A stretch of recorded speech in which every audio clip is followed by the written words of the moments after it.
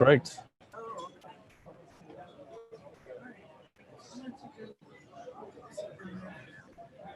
Oh, it opened this in Firefox. Every time I've tried to open this in Firefox, it hasn't worked. So, oh, looks like it's working now. All right. Boom. Let's do this. Oh, I put $1 instead of a number sign. So it says Entreprogrammers, $298. That's perfect. Well, let's charge people that much. It's worth it. There we go. Oh, man. I am so sick of selling. So sick of selling. Oh, my gosh. At least you know what you enjoy and what you don't enjoy in the business. Oh, man. Yeah, I mean, I don't mind doing the outreach, but yeah, it's... Well, finally, you're confronting the brutal yeah. realities of like, okay, this is what it's going to take to grow the damn business, right? Yes, and I am just I'm hitting it as hard as I can, but I am exhausted because I mean this has been almost all I do, and yeah, that should be generating results now if that's all you're doing. Yeah, so I've got 215 people enrolled in the sequence. Okay. I've got a 62% open rate, a 2% click rate, so 2% of the people are just clicking through to schedule a meeting. Okay. 5% reply rate, 1% meeting rate, so 1% of people are actually scheduling something. Out of how many emails that they have seen? Most of this is on the first email. Okay. The third email has a 6% click rate. I need to look at that. Okay, that's good. In the sequence. So, and that's the one that, let's see, email number 3. So overall, how many emails have been delivered and how many calls scheduled? Right. So, let's see. That's email number 2. Email number 3 is essentially how to get people to buy is what it is. So it just talks about, you know, when people buy. So yeah, you know, so I talk about, hey, you know, if you're going to get people to buy, you either need to present a solution to a problem when they're thinking about it or be part of the conversation leading up to them needing your solution. Or you make people want what you're offering, even if it doesn't solve an immediate problem. And then I give them an example. And then, yeah, the only links in there are, let's schedule a call. So,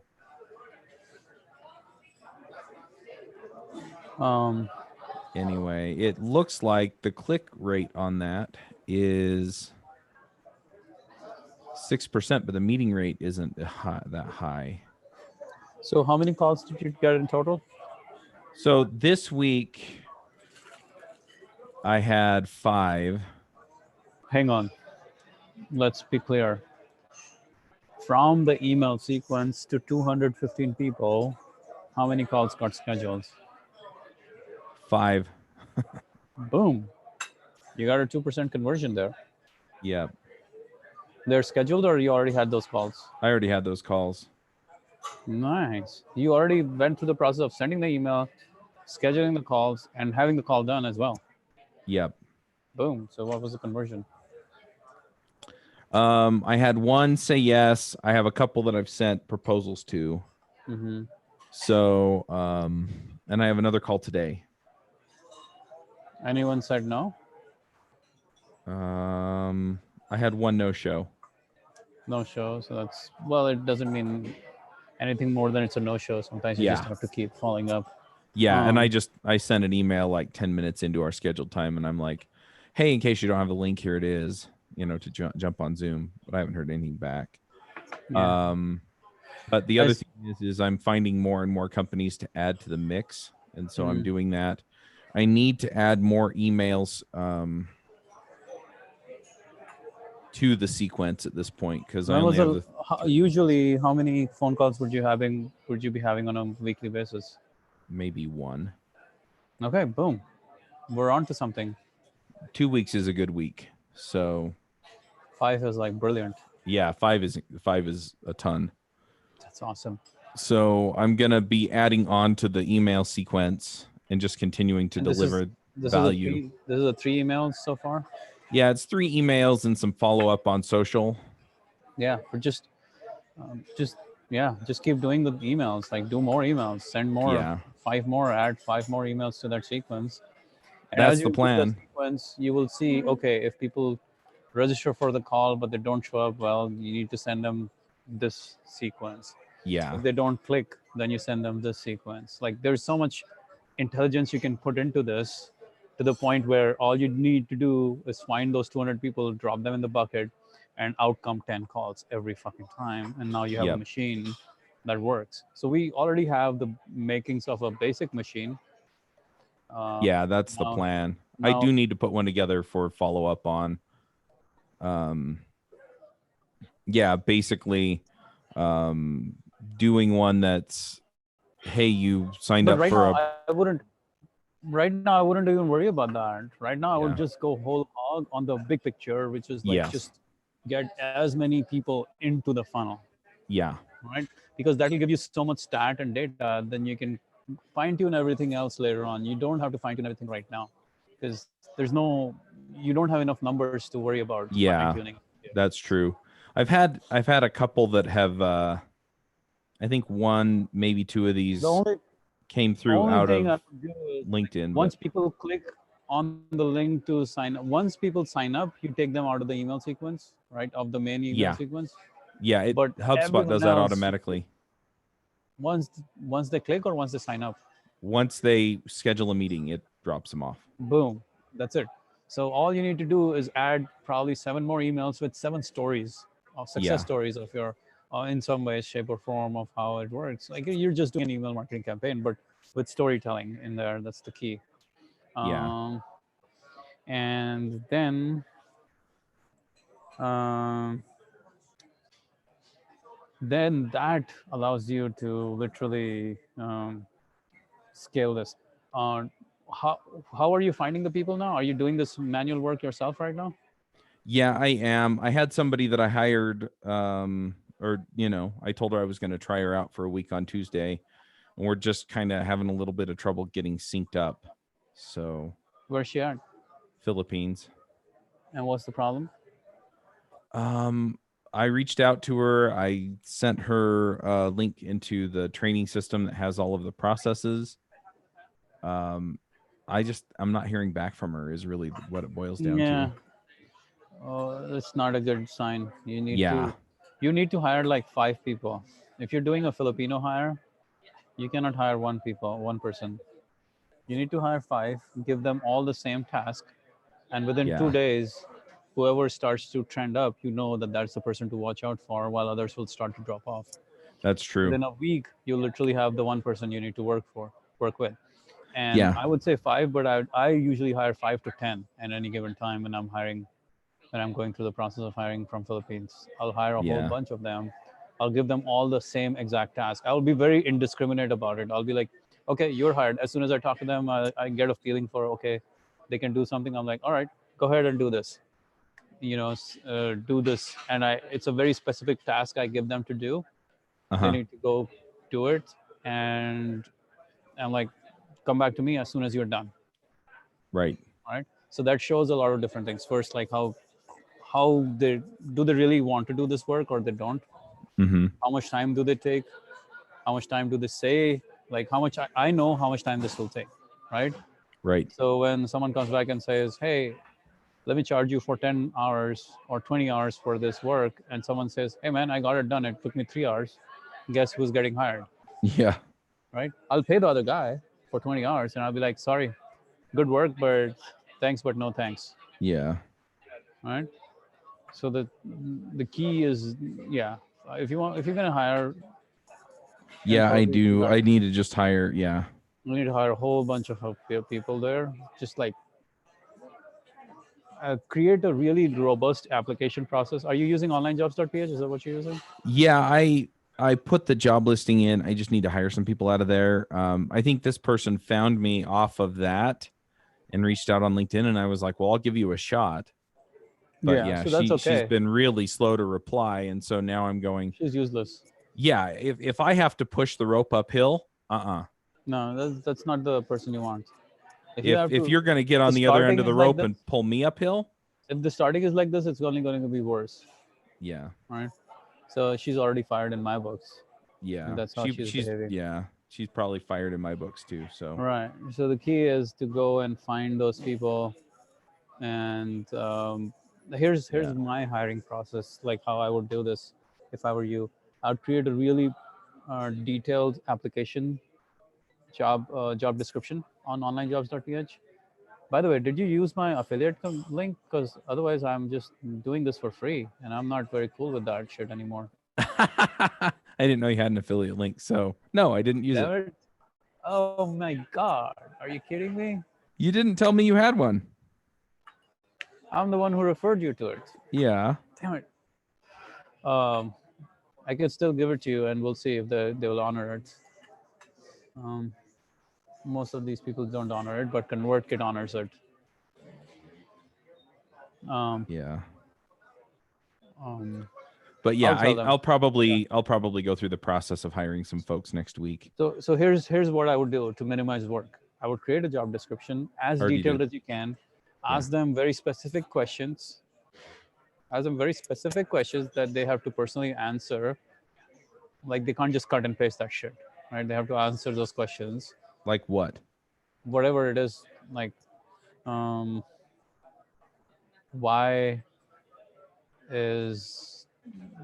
do you think you can exceed at Right. Give me 3 reasons why.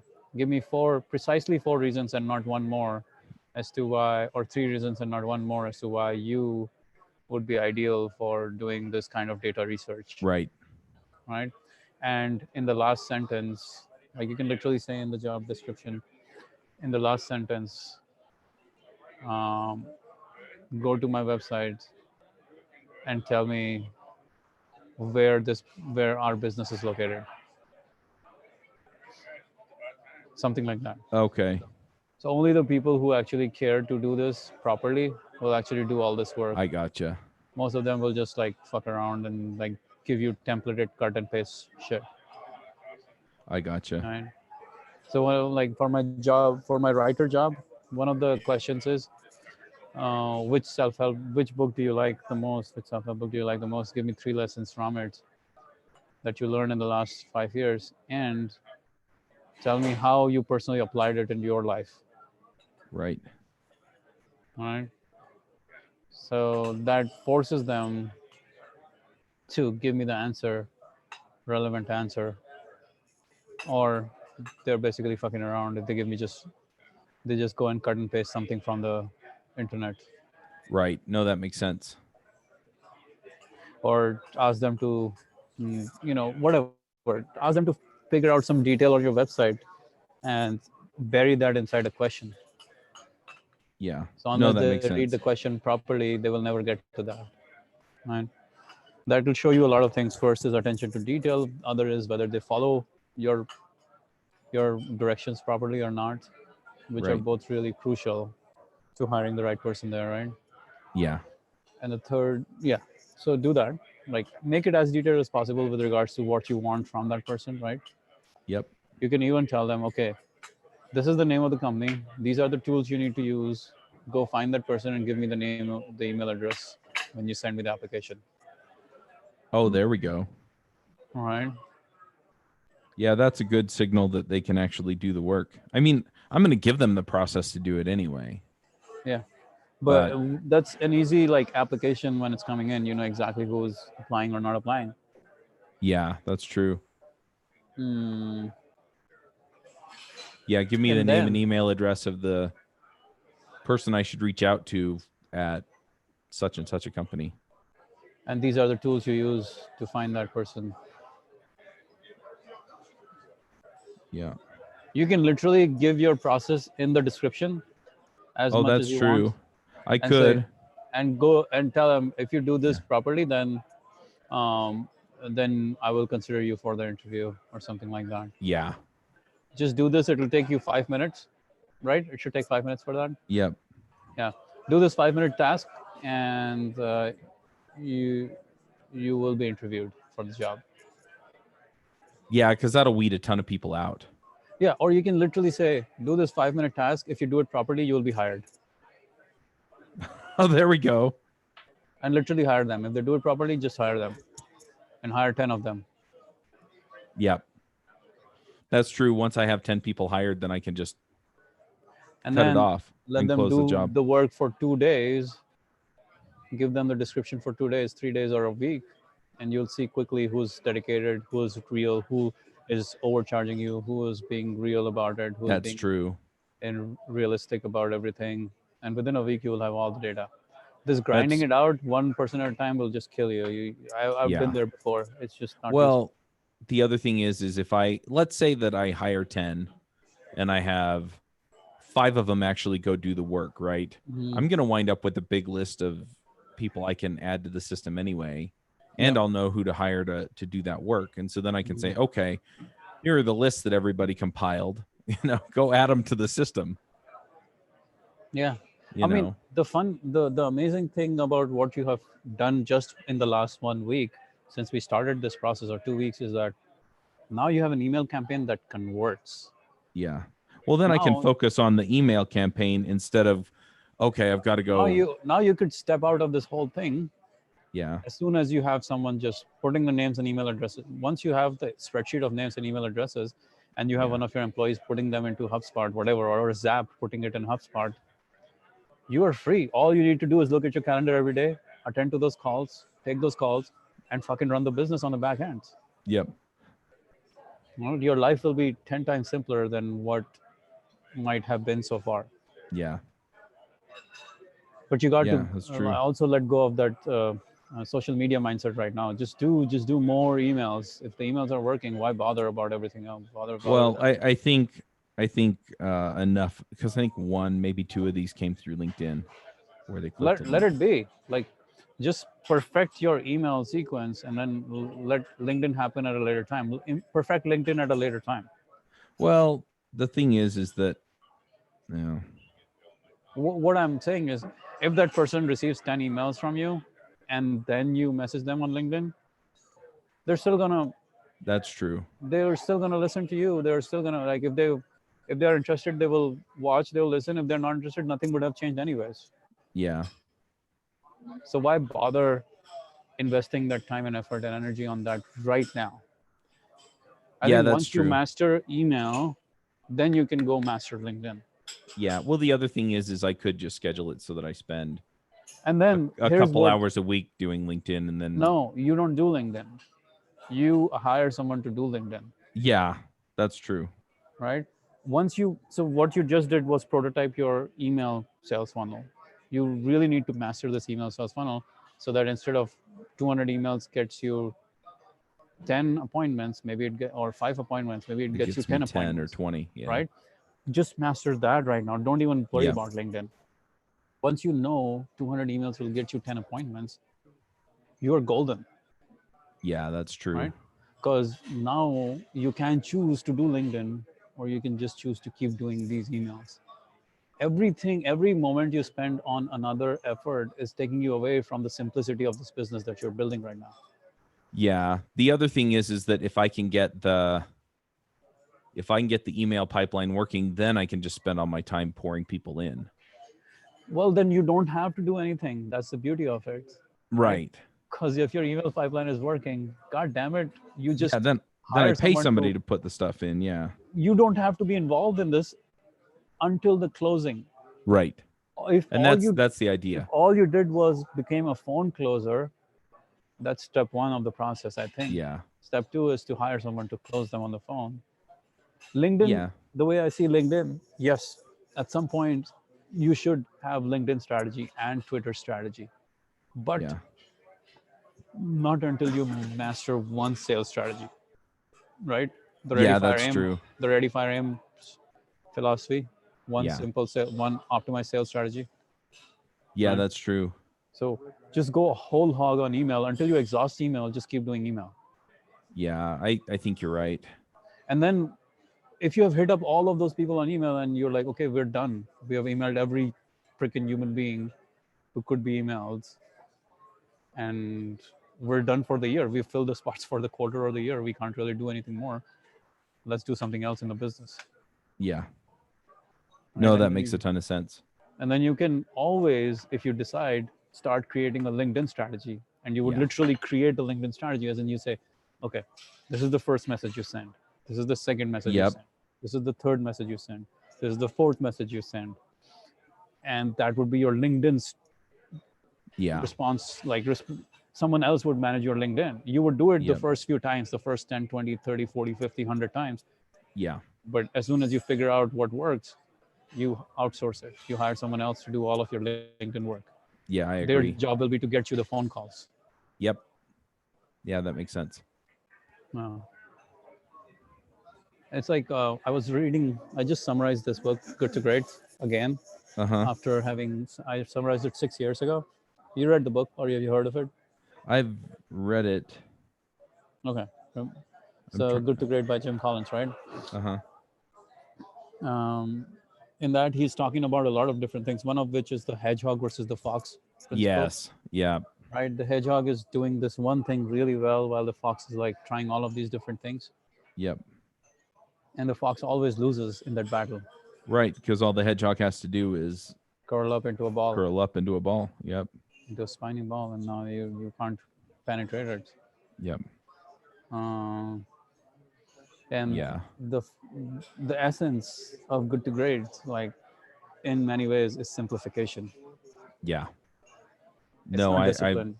It's just simplify, like one guiding principle. yeah. Yeah, I think you're right. I think I need to just nail down the email stuff. Because it's just potentially you're probably right that you did the work on LinkedIn and it got you the 2 calls.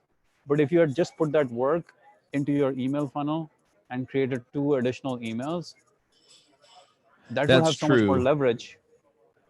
That's really true. Right. If I have the LinkedIn deal, or not the LinkedIn, if I get the email stuff clicking along and I have all the, and I do the work to add, another 2, 3, 4, 5, 6, 10, or 800 people to the top of my funnel, that's probably more effective than doing LinkedIn follow-up manually, because that's the way I've had to do it. The email stuff's all automated.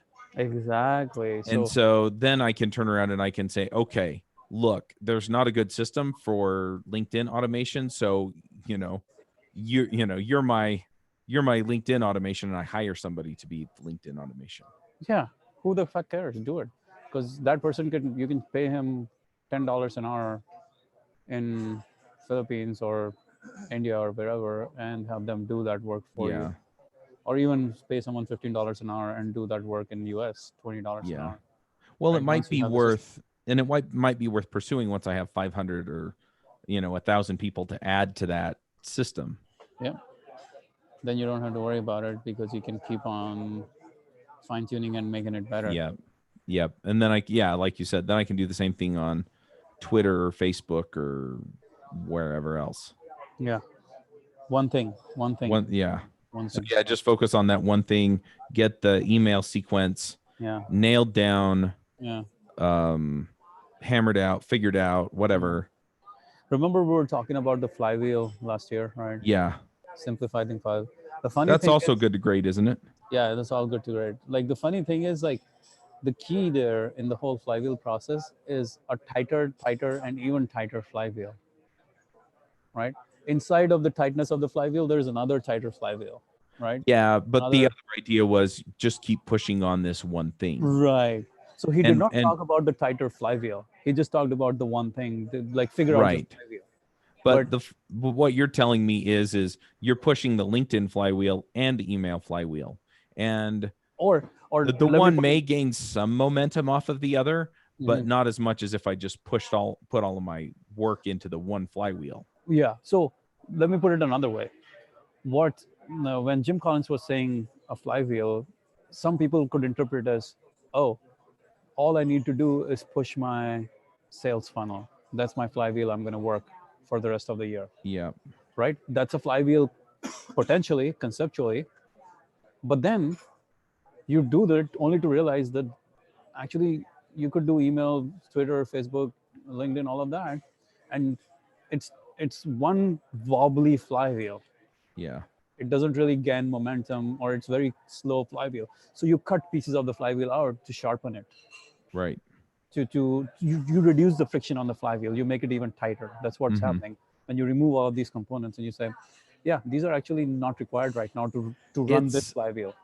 Yeah, I mean there are two ways of looking at the analogy. Is that you tighten up the flywheel so that it spins faster, or you can also look at it as you don't go push the other flywheels, you push this one and it Yeah, spins faster. and But you're the right the about that. result's the same, right? Is you get more momentum on that sucker so that it's spinning around and making more things move Yeah, because you've got more force behind it. yeah, the result is the same. Yeah. The thinking behind it is different, because early on for a lot of people, they get sucked into the idea thinking that um,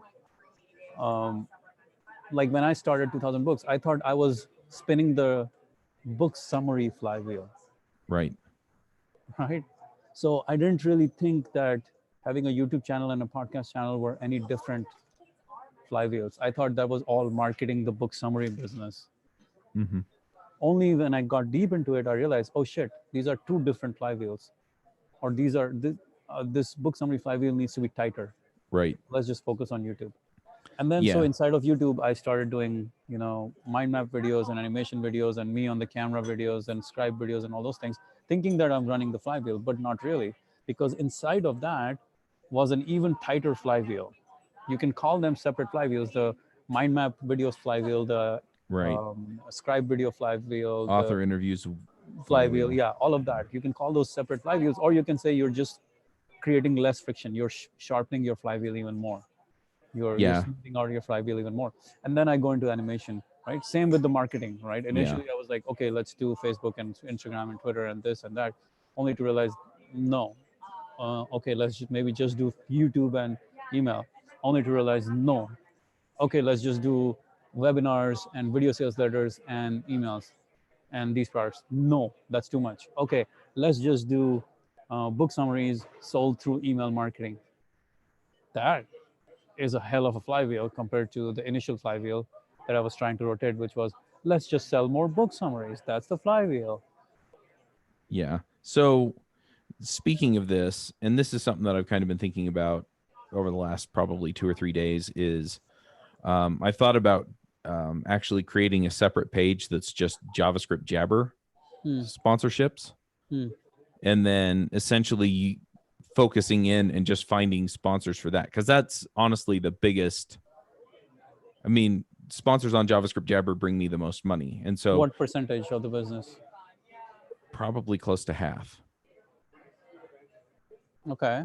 I And mean, so if the separate page is just like taking that page, copying it, and cutting out other things, then yeah, sure. But the problem is that as soon as you do that, now have to create a separate funnel. for each Like it's a show. separate email funnel sequence for JavaScript Jabber and separate funnel. Unless you have two links in there, schedule a call for JavaScript Jabber or schedule a call for every other podcast or something like that. Yeah. I think you would confuse the audience at this stage. Yeah. I would not.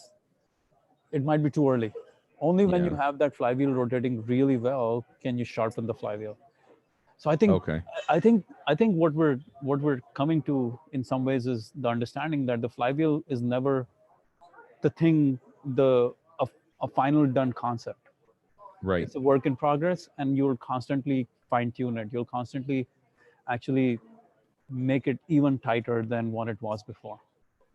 Yeah, but I don't think I'm going to completely understand what ways I can adjust the flywheel until I'm actually working on it. Exactly. Cuz So yeah. the key is to gain momentum on one KPI as much as possible, right? How many calls can I get? Let's just get momentum on that. Let's just Yeah. keep going on that. Let's just keep going on that front as far as we can. And when you start to see that, hey, a lot of people just want to do this, and I'm already getting 20 calls a week, now maybe it's worth going down that path, right? When you start to exhaust like your limits of what you can do or what you need in the business in some ways. Yeah. No, Right. that makes sense. So there's the 80-20 inside the 80-20 inside the 80-20. There's a flywheel inside the flywheel inside the flywheel, I guess. That's partly what we're coming to, what we're realizing in this. Because we couldn't have visualized that level of clarity in our businesses 4 years ago. Neither you nor I. We thought we were thinking we were running a flywheel, but we were just not. It was wobbly, it was big, it was unwieldy. And now we've come to a much tighter flywheel, but it's Yeah. possible that 6 months later we actually make it even tighter. Yep. And we won't get that data until we actually do the things. Yeah, I Right. agree. Until we spin this flywheel fast enough to the point where we start to break it, or it starts to, like, spark and create explosions, and then we're like, shit, okay, it's something is too much on this. Let's see what we need to take out of this flywheel to make it even. Or Yeah. how can we splinter this off into a better flywheel? Yep. Or get more people pushing two different versions of this flywheel that's going to result in more momentum. Maybe, or Yeah. maybe it's just one flywheel forever. Yeah, maybe. because the as soon as we get distracted with multiple flywheels, it becomes No, a technique. all I'm saying, I guess, is that, you have different people pushing it in different ways, right? So some people are finding leads, some people are qualifying leads, some people are taking the sales, Yeah, exactly. Yeah, but they're running the same flywheel, different. They're pushing Yeah. at different times. Right, but they have a narrower focus too. Right. So instead of you pushing the flywheel, let's say if the flywheel maybe magically had handles all around it. Handle one was find a person. Yeah. So handle two is like send them an email. One. Handle three is schedule a call. Handle four is handle, like, follow up with those who didn't schedule the Right. call. Handle five is close the call. So Yeah. you are right now pushing all of those handles. You're running on one, then Mhm. you run to the second one, then you run to the third one. What if you had five people who Right. just came in and pushed? They just pushed that handle. Yeah. Then it was their turn, and they kept on doing their job. They were positioned at those places on the flywheel, around the flywheel, so that as it's churning, they just give their push. They just give their push, Yep. and it keeps churning faster and faster. Yep, makes sense. Mm-hmm. Cool. What are you working on? My flywheel. Yeah, but what is your, what Yeah. are you doing with it right now? So my flywheel, I have actually made this. I've made a simple commitment for myself. 5 book summaries a week that I record. Wow. Yeah, that's it. That's a lot. But that's it. That's all I do. Yeah. Everything else is like either the team manages it. Like I read the book, I highlight it, and then the team goes and creates the mind maps and creates all the supporting stuff. And I go in, maybe I'll tweak it. I'll find the good stuff in there and all that. Finally, the team goes in, creates the record-worthy mind map, and I record it. But I help them, kind of give them perspective, help them add examples, help them Right. add stories from our perspective, from the big, like I fine tune everything that goes into it, right? So maybe 2-3 hours reading, 2-3 hours summarizing. That's really the essence of my work on a day-to-day basis. So I'm looking to hire more people to turn this flywheel more and more. Right. And also looking to add copywriters to help with the marketing side of the business, the email side of the business, and all those things. Yeah. So keeping it really simple at this stage, just do more summaries. And I can see, like, that is the only metric I'm looking at for success. Like, that's the only measurable metric I care for. Right. Well, and for me, I mean, if I have other people doing the prospecting, then, the metric that I have is essentially, getting on calls, getting on so many calls and closing so many sponsors. Yeah. So there are But two. that's a trailing metric, right? Because it depends on them doing their work. Well, you can define one metric that runs all metrics.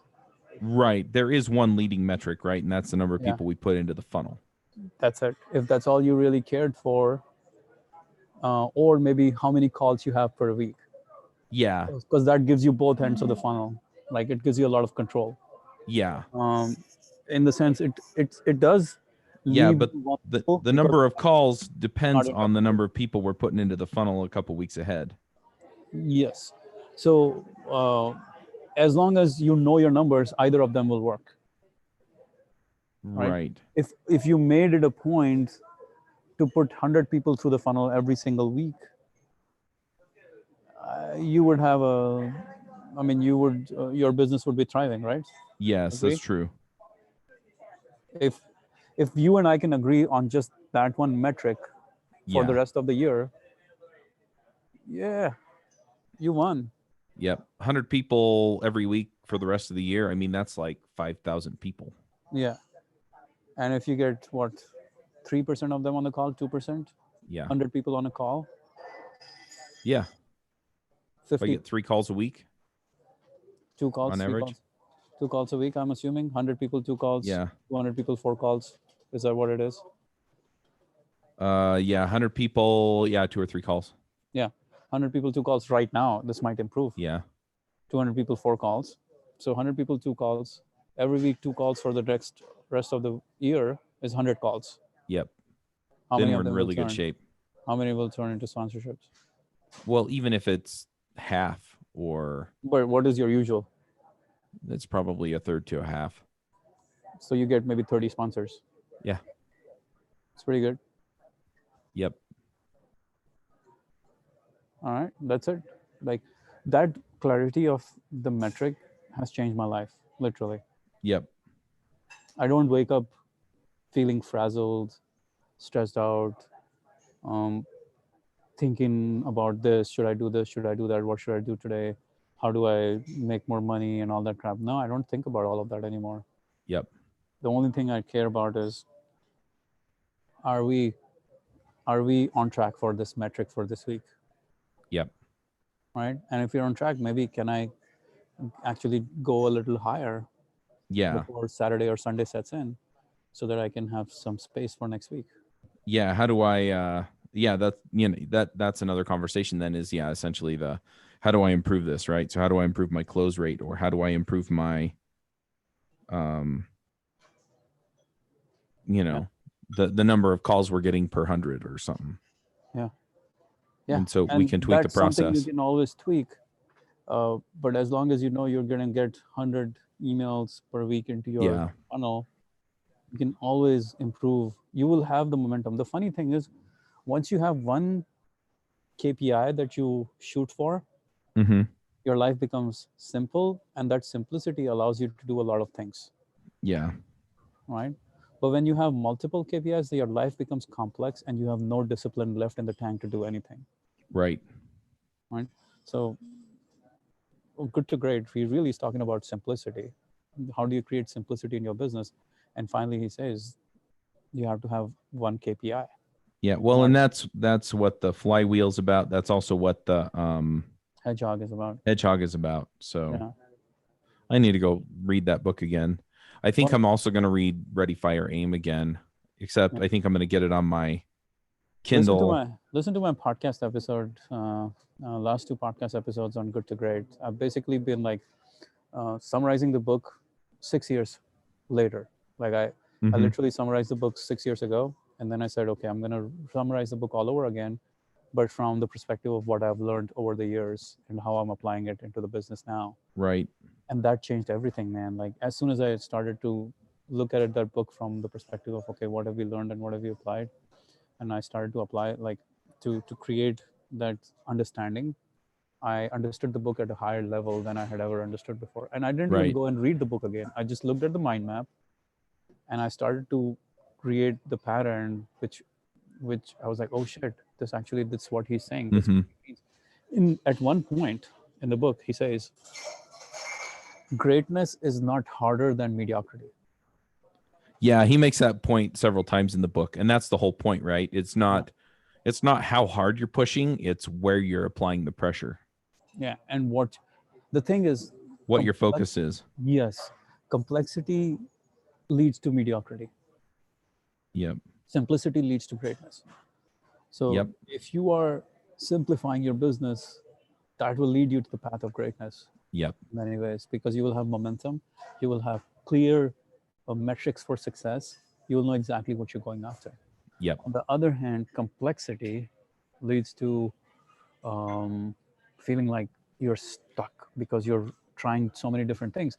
That leads to mediocrity, Right. right? So in the book, he says, he talks about discipline a lot. He says the discipline of thought, discipline of action, and discipline of people. Yep. Right? Hire the right people, have the right discipline to continue on the thought of the discipline of the hedgehog, the discipline of the three Right. circles, and the discipline of momentum in some ways is also, or of action is also the flywheel momentum creation, right? What as I was thinking about it, as I've been churning on this idea, what I finally came to realize was that the key word, even though Jim Collins says it's discipline, it's not discipline. Yeah. You know what the key word is? Focus. Simplicity. Yeah. Simplicity. Okay. Simplicity. Yep. Because simplicity leads to discipline. Yeah. You get the point? Complexity actually leads to grinding. Like you have to grit your teeth to be disciplined, and you ultimately fail at it. Yeah. Well, discipline and disciple and some of these other words have the same meaning, which is essentially to follow. Mm-hmm. You follow a thing, right? And so the complexity, some people have discipline to, only do a certain, but even the people who are doing a lot of different things, they have discipline because they're saying no to a lot of other things in order to get those things done. But when it comes right down to it, it's following that one course, doing that one bit of work. Yeah. And so, yeah, you don't what looks like magic to the outside world is actually simplicity to the inside world. Only when you have discipline, only when you have simplicity can you actually have discipline. Right. That's my thesis at this stage. Because as soon as you introduce complexity, you lose your character. At some point, you lose discipline. Yep. If not today, if not tomorrow, a week from now, a month from now, you have 20 different goals, you have 5 different metrics. First week, you're really pumped, you're really excited about it. 10, 20 weeks later, or 10 days later, 20 days later, you lose that momentum. Yep. You lost that feeling of excitement because you're not making progress. You're all over the place now. You're trying to move this KPI and that KPI and this and that, and now you're tired and you say, fuck it. Well, I've also looked at a few things, and for the most part, if you can boil your business down to 3, maybe 4 KPIs, right? So for me, it might be, podcast listeners or podcast listener growth, and the number of sponsor outreaches, and I'm having trouble thinking of any more that really matter, right? Maybe even the podcast listenership, I'm not sure how much you affected anymore. I think, the more you get it out there, but I'm still convinced that podcasts mostly get adopted by word of mouth. Yeah. I think there are things that you can do to hack it, like, get well-known people on that are going to publicize it. And so, then their word of mouth is amplified beyond the me telling my friend Manny about the show. Yeah. Or, I can maybe, advertise once in a blue moon on somebody else's podcast. But beyond that, there really aren't big hacks, right? Yeah. Yeah. So realistically, I think if you just let go of that feeling that you must drive the podcast KPIs, well, already you almost have it on autopilot at this stage. Yeah, the thing that I'm looking at there is mostly just, okay, so we're going to go try this thing for a month, and then okay, we did see more growth than normal, but it's going to be, it's going to be very focused as far as what we're trying out, right? So maybe not for the year. Let me redefine this. Let me make this simpler. Can you, for a quarter, focus on this one KPI, which is 100 leads coming in? I don't have a choice. Yeah, I know. But I'm saying, I don't have a choice. I have to focus on this. You know. What I'm saying is through the end of March. Don't worry so much about the podcast metrics. If all of your energy went into this KPI right now, like just fucking making it the meanest machine in terms of building this, what would happen? I'd probably have the best year I've Yeah, ever had. exactly. So And the the thing distraction of the is, podcast will yeah, be taking you away from what will make this business amazing. The fulfillment is taking you away from creating the sales machine that you need to create. yeah, yeah. I mean, I definitely still have to go fight some of these other things. You know, I have to go find hosts. We've got to make sure that we're finding guests and producing shows. I mean, so there are things there, Mm-hmm. but I mean, yeah, this has been my full on focus for the last couple of weeks. And do it. And You want to keep that focus going for your 12-week yeah, year or whatever you I want. do. Like, don't want to let it go right now. Yeah, Execute on it for the whole freaking quarter, and if it works, well, do it for another quarter, right? yeah, If it fucking delivers the results, why would you let go? Maybe you will say, let someone else handle creating another podcast. I'm too busy making money here, yep, right? um, I had the same exact conversation with someone here at the club just yesterday, and they are doing the exact same thing. They're struggling between fulfillment and uh, filling their sales pipeline. And I was saying, man, you yeah, gotta fill up your sales pipeline. The fulfillment is not really as important as you think it is. You yeah. can That's train true. people to do the fulfillment, but a sales pipeline, nobody is gonna take as much deep interest as you have Yeah, to make it work. yep, You can do it right now until you train someone to figure it out. yep, So don't have more than one KPI is one of the other learnings I had from the book. Like, don't try to create multiple KPIs, because you will just end up again have the same level of confusion, or a little less confusion, but still confusion. If yeah, every day you wake up and you go to bed thinking, how do I get another 100 leads? And once you feel like you're constantly crushing it, you're saying, okay, let me up the goal. Let's try if we right. can get to 150 leads. Oh shit, we crushed 150 all February. Let's do 200. Yeah, And now you have a brute force machine. yeah, yeah.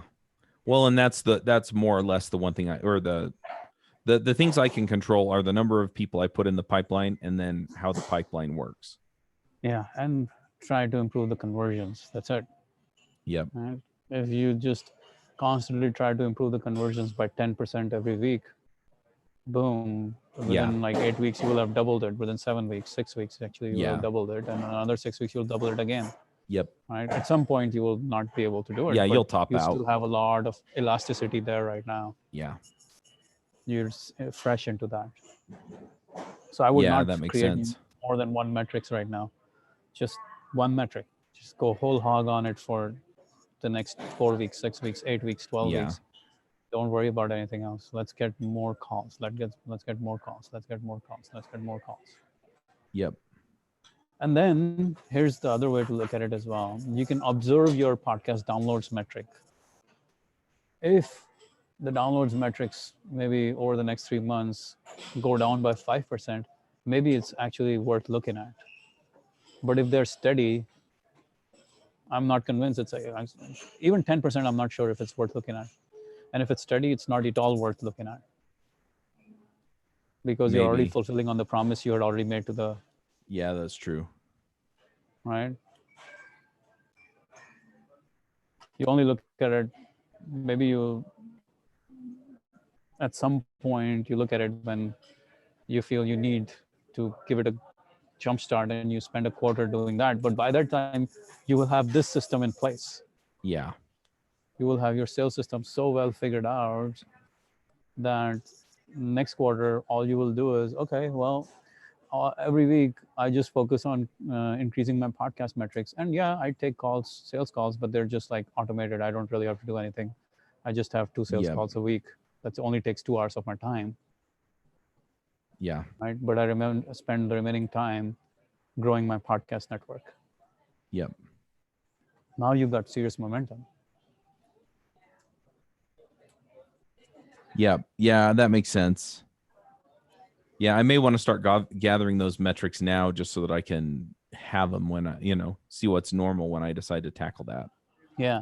But yeah, I think focusing on sales at least for the rest of this quarter is kind of the big deal. And then if I have a process, or maybe I do pull in, once email is kind of clicking along nicely, pull in LinkedIn or something. Once I have those systems working and we're selling out sponsorships, yeah, then I can focus on, okay, now how do I make this grow, or how do I, you know I don't know, Yeah, I can figure things out from there. I'm still of the opinion or of the school of thought that you will actually never run out of one sales funnel, or you will not run out of one sales funnel for almost a year, or maybe even more. What do you mean? Like, you will not exhaust improving your email sales process for at least a year. Oh, probably. Yeah. So even thinking about LinkedIn, yeah, it sounds good, but you couldn't care less at this stage, I think. Yeah, well, I mean, ultimately the other thing is though is that you put people into the pipeline, and then they have to get to whatever point you're trying to improve before if it worked. So I could see adding in the other pipeline at that point. Yeah. But at a later time, when you feel Yeah. like 3% conversion is not good enough anymore, let's Yeah. try to see what we can do. But not right now. Right now, Yep. you just keep pushing more into it. Yep, absolutely. Uh, Good deal. Well, I've got another podcast coming up, so I've got to jump off soon. Boom.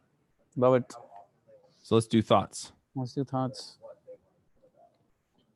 I mean, really, the thing that I'm thinking about, and last week it was just basically work till exhaustion and then keep going, and that's more or less what I've done this week. But I mean, just having that singular focus and just, I mean, just hitting it hard. Hmm. The other thing is that I've been listening to a book about Generation Z, Hmm. and I realized that I have some of the mindsets that they call out in that, where Hmm. essentially I just expect things to work, and when they don't, I expect somebody to write in and save it sometimes. Hmm.